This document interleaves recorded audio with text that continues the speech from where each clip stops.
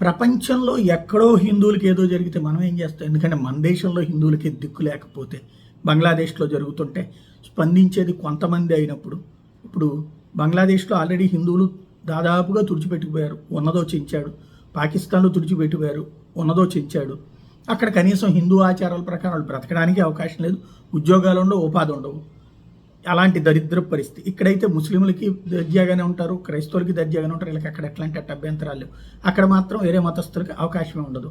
దానికి సాక్ష్యం మనకి ఇక్కడ ఐపీఎల్ క్రికెట్లో చూస్తే ఎంతమంది ముస్లింలు కనబడతారు, మెయిన్ జట్లో ఎంతమంది ముస్లింలు కనబడతారు, పాకిస్తాన్ జట్లో కానీ బంగ్లాదేశ్ జట్లో కానీ ఎవడో ఒకడో అలా ఉంటే వాళ్ళని కూడా ఏ విధంగా హింసించారన్నటువంటి చూసాం. కాబట్టి ఎదుటి వాళ్ళకి చెప్పడానికి మాత్రమే నీతులు ఉండేటటువంటి పరిస్థితి.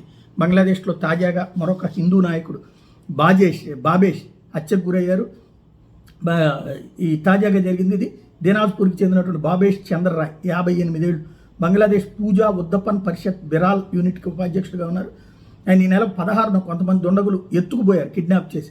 ఆ తర్వాత కొట్టి హత్య చేసిన ఢాకా మీడియా కథనాలు చెప్తున్నాయి. బుధవారం సాయంత్రం 4:30 గంటలకి బాబేష్కి ఓ ఫోన్ కాల్ వచ్చింది అని చెప్పి కుటుంబ సభ్యులు చెబుతున్నారు. ఆ తర్వాత అరగంటకు 4 వ్యక్తులు 2 ద్విచక్ర వాహనాల మీద ఇంటికి వచ్చి బలవంతంగా తీసుకెళ్లారు.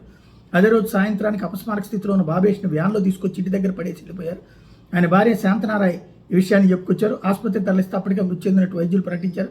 వచ్చిన భారత ప్రభుత్వం తీవ్రంగా ఖండించింది.